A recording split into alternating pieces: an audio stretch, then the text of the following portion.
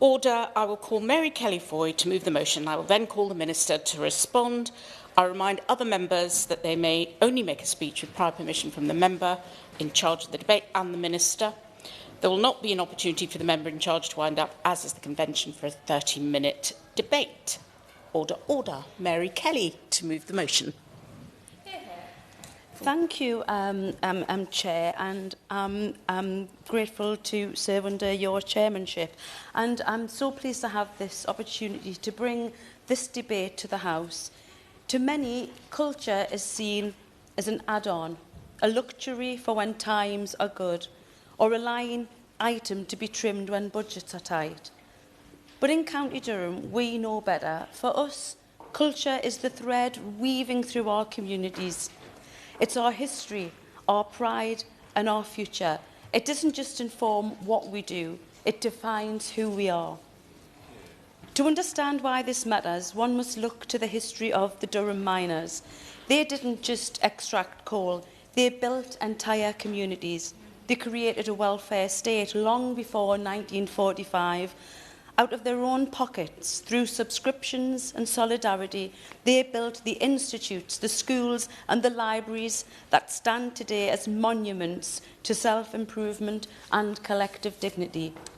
They knew a person needs more than just a wage. They need a sense of belonging. They knew that they had to nourish the mind as well as the body. And that culture lives on today in the newly refurbished Red Hills, the Pitman's Parliament. And my constituency office is in Red Hills, and I never fail to be struck by the fact that it was built by the pennies of the pitmen.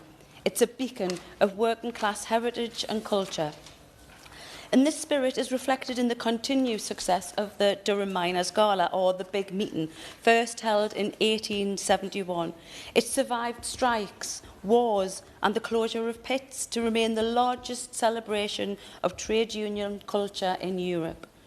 From the blessing of the banners at the cathedral to the brass bands on the racecourse, it's a reminder that while the pits might be gone, our solidarity is permanent. And alongside this proud heritage left to us by those... Jim Shannon. Madam Chair, first of all, can I commend the Honourable Lady, and I spoke to her beforehand, to recognise the cultural attachments that we all have. Does the Honourable Lady, indeed I know she's aware that County Durham and Northern Ireland are shared deep-rooted cultural parallels, largely shaped by their industrial heritage, strong community identities and significant historical migration, many families from Northern Ireland and Durham and likewise. So does the Honourable Lady not agree that to make the best of these attractions, we must fully fund tourism and investment into the areas which will not only preserve the past, but will also provide a future for her people? Thank you. Mary Kelly-Foy. Thank you for that intervention. I couldn't agree more, and I will go on to talk about the diversity in Durham from those the Irishmen, those from Northern Ireland, those from Scotland who came to the North East to work on our shipyards and our mines and our steelworks. And we need to remember that heritage and culture. And yeah, it's a point for tourists to enjoy as well. And alongside this proud heritage of the mines, which was left to us by those miners, we also have the legacy of rail left to us by the pioneering spirit of George Stephenson and others. On that point, would she give way? I will give way. Thank you, Madam Chair. I thank my honourable friend for the excellent speech she's giving about the rich cultural heritage in County Durham. As she just said, would she agree that a key part of that cultural heritage is the history of the Stockton-Darlington Railway, and that we celebrated the 200th anniversary of before Christmas, that runs through my constituency? And would she join me in encouraging ministers from DCMS and other cultural partners to continue celebrating that heritage railway so that we can continue into the future to attract tourism and investment and really celebrate that industrial heritage that we're really proud of? Mary Kelly-Foy. That intervention, and once again I couldn't agree more. And of course it was the railway that took the coal from Newcastle down to London. That they built the wealth of this country. So we've got to remember where it started, and that those tourist opportunities need to be encouraged from our county council. Thank you for giving one. I'm delighted that you mentioned where it started, because in my constituency in Shildon, we recently unveiled a world first plaque showing that the world's first commercial railway did indeed start in the Bishop Auckland constituency and go from the town of Shildon. Would you agree with me that we need to do more to celebrate some of these world firsts that come from this wonderful place that we're lucky enough to represent? Mary Kelly-Foy. Thank you for that intervention. And if the honourable member knows, I had the privilege of listening to someone from the tourist board in or the history group in your constituency. Oh, sorry. To talk about exactly that, and it's one of those, again, one of those opportunities for people across the country and the North East to go and visit and see that very rich culture of our area. And all of this heritage has blossomed into our modern culture. We see in Durham the Brass Festival, blending our colliery roots with global performers. We see it in Durham Pride, which has for years sent a message everyone is welcome in our county. We see it in the life-changing work of Tin Arts, who tirelessly ensure that disability is never a barrier to creativity. And let's not forget the talent emerging from our university, schools and our streets. Last year, I saw the energy of bands like Jam Tub, a trio of young lads embodying that DIY spirit typical of the North East. And beyond the city, our culture thrives in Bishop Auckland Food Festival, local fairs and agricultural shows. These events... I will give way. Thank you. I thank her for mentioning Bishop Auckland. On Friday this week, we're having a big meeting together of people that are coming together to help launch our bid to be the town of culture. And would you agree with me that culture is what people do together? And it's that makes County Durham such an incredible and vibrant place. It's the people that do stuff together. And that's why we also need government support to do more together, particularly for the rising generation. Mary Kelly-Foy. Thank you for that intervention. That's a very valuable point. And Durham, of course, last year had applied for the Durham City of Culture, but unfortunately we came second to Bradford. And I know Bradford had a fabulous year as their City of Culture, but I wish you all the success, wish the member all the success for Bishop Auckland's Town of Culture. And it's events like these that are the social glue that keep our rural and ex-mining communities resilient. And yet today, it sometimes can feel as though culture in Durham is in retreat.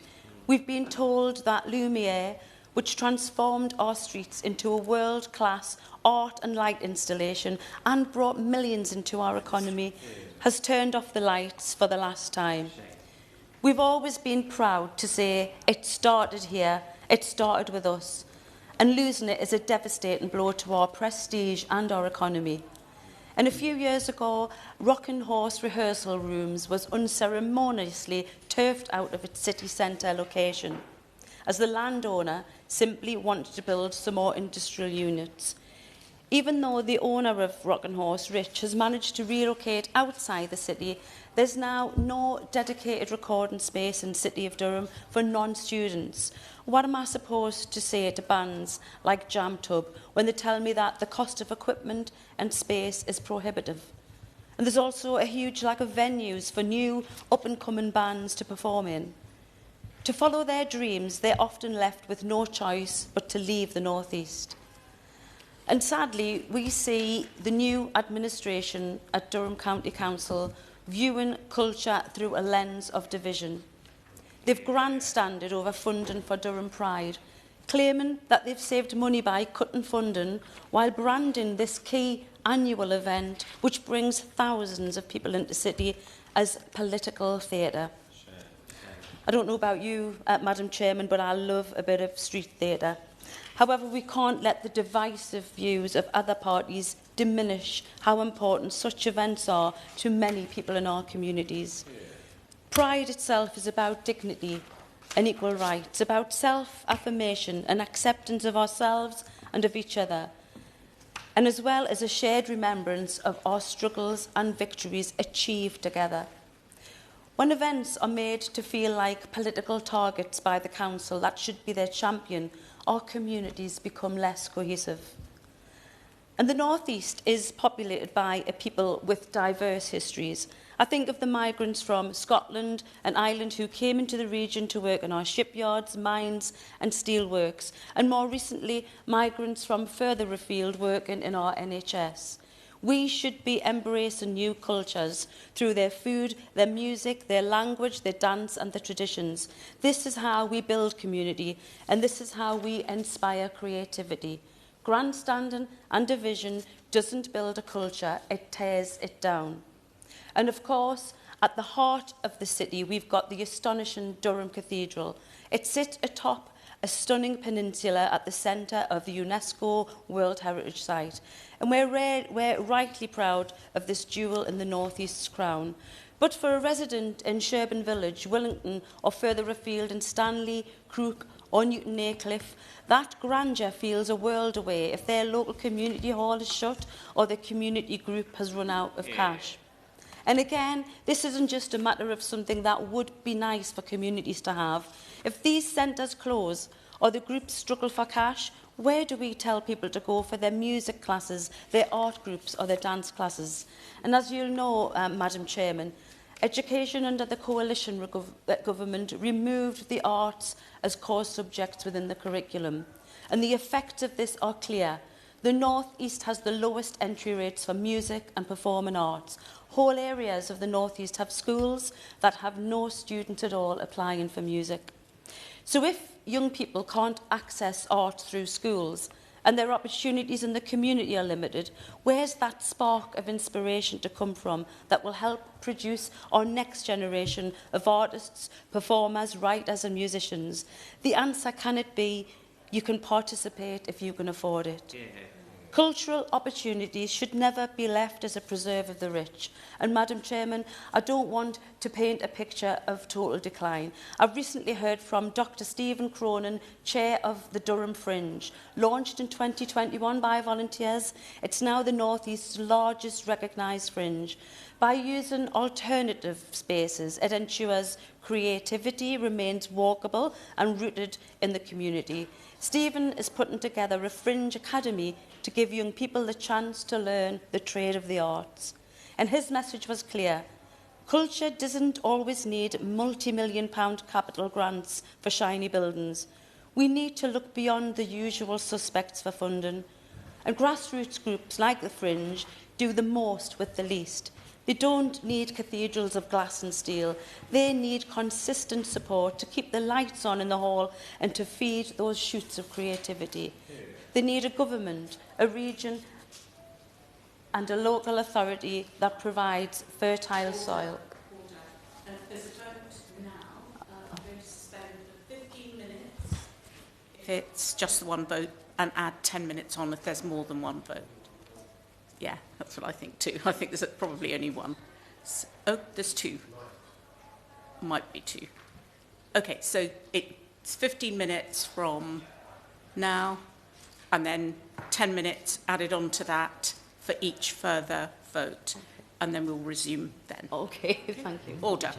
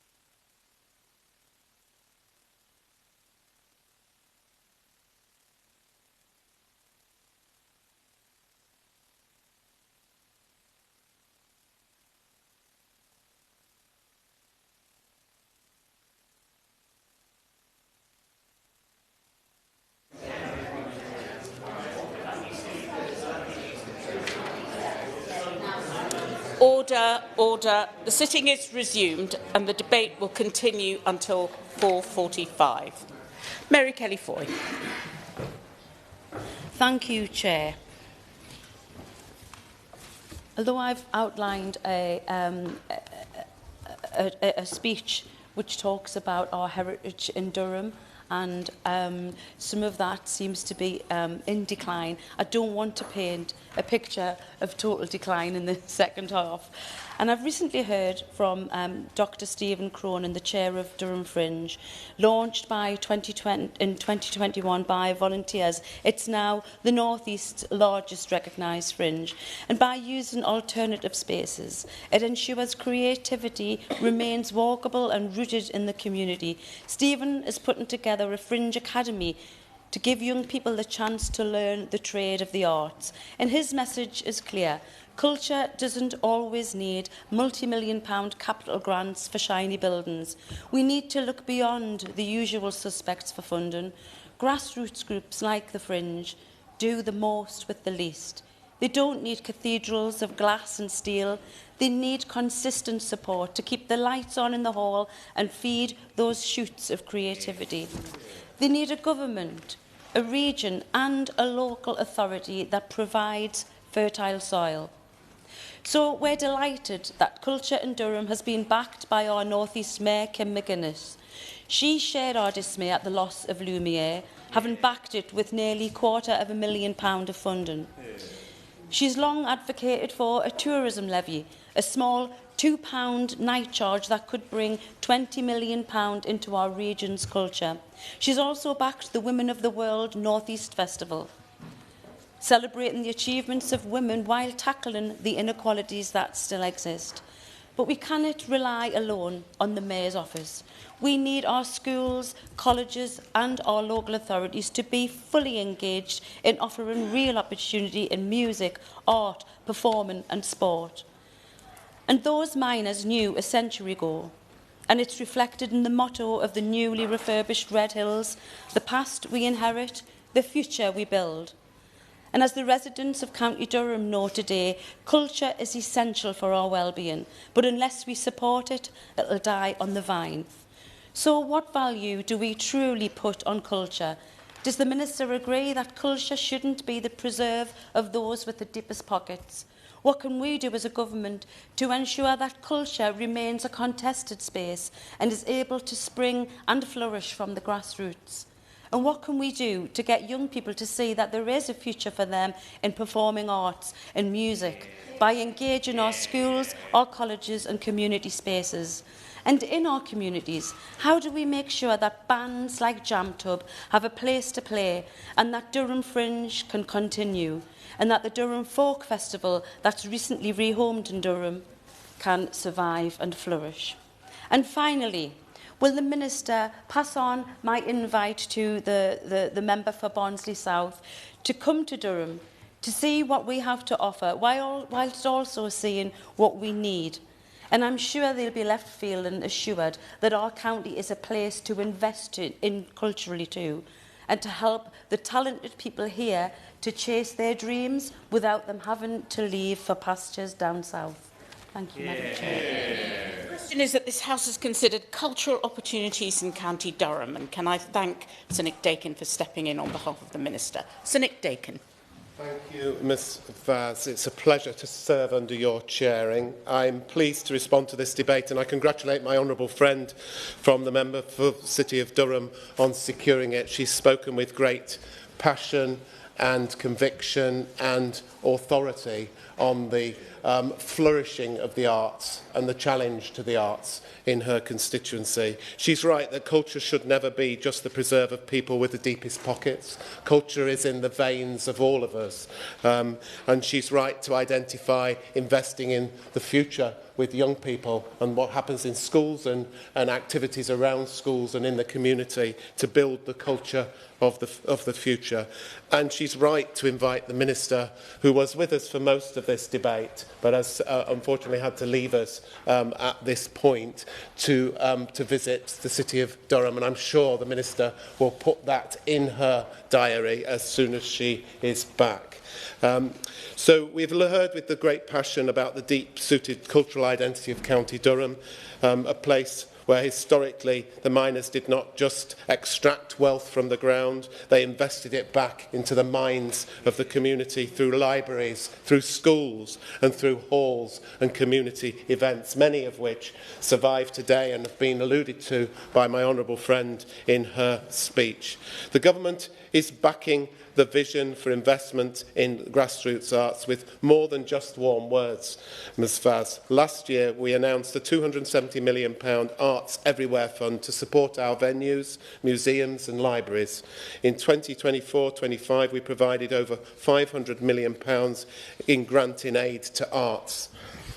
Council England and I am pleased to confirm we have increased ACE's core budget for 25-26 by over £7.6 million. In County Durham specifically, ACE has invested almost £2.5 million since 2023. This is a massive vote of confidence in local creativity. This includes over £2 million of annual funding through ACE's National Portfolio Programme, which supports 8 organisations in the county, including Tin Arts, which the Honourable Member alluded to in her speech, doing vital work in inclusive dance for those with learning disabilities. Beamish Museum, a recent winner of the Art Fund Museum of the Year, a joyous, immersive site shaped by the very community stories my honourable friend herself highlighted.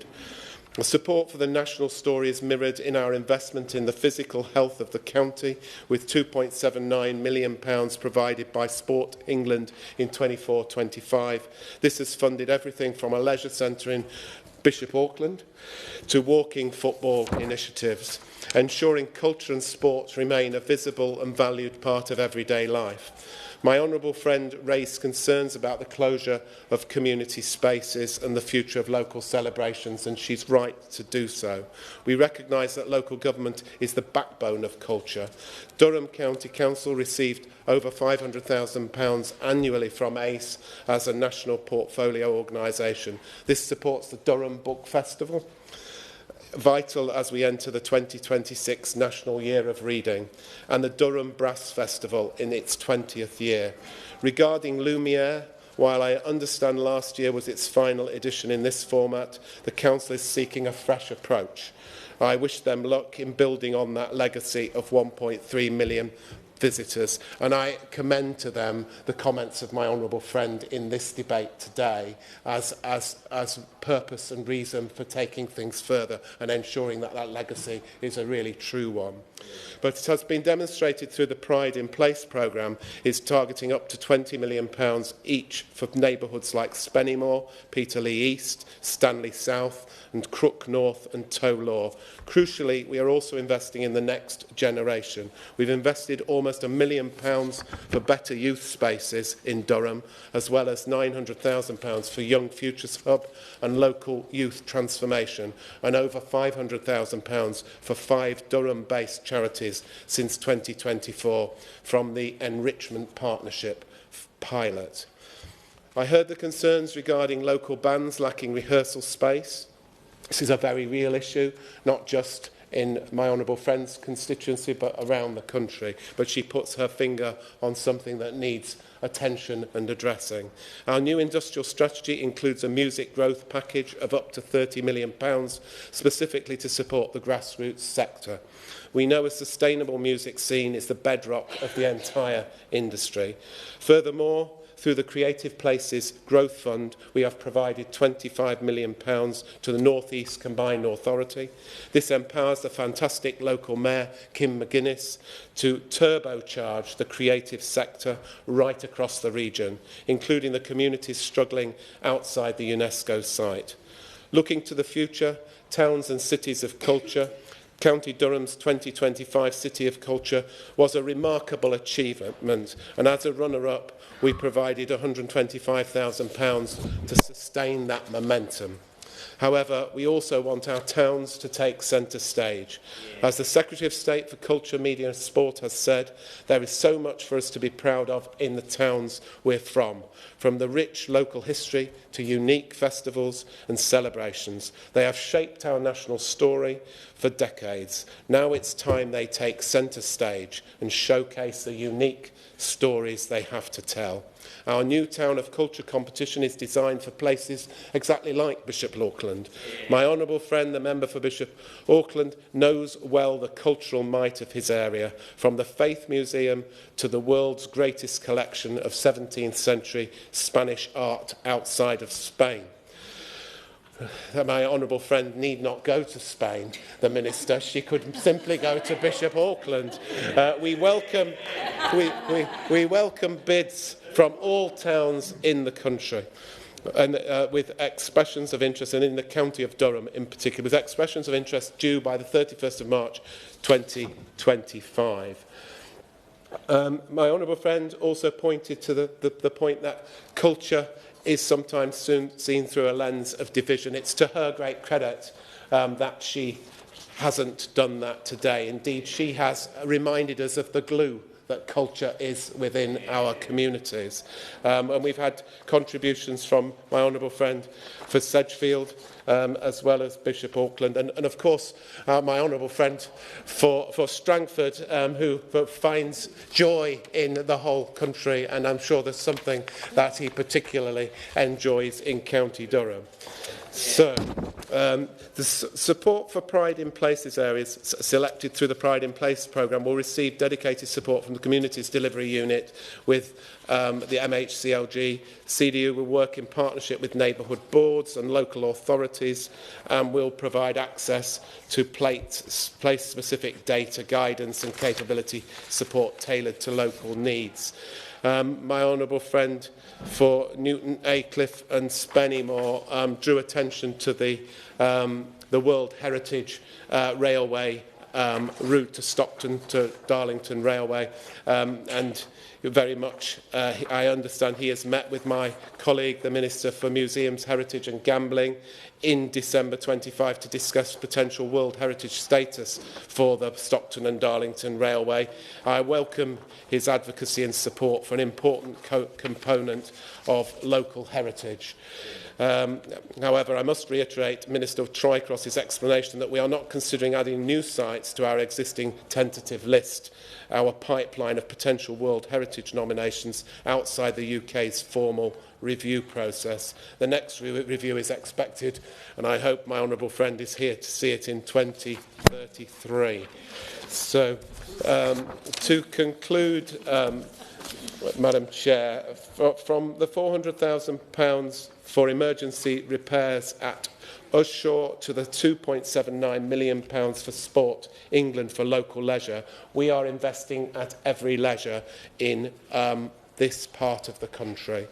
The culture of County Durham, its brass bands, its mining banners, its railways, its art, and I love the mention of its steel heritage as well. I would, of course, wouldn't I, Madam Chair?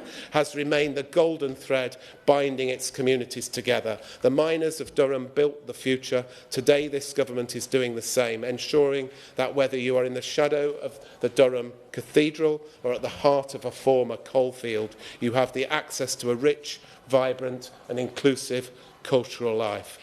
Today we've heard many examples of the vibrancy of this culture in 2026. The opportunities to be seized by the cultural and creative industries across the North East are vast.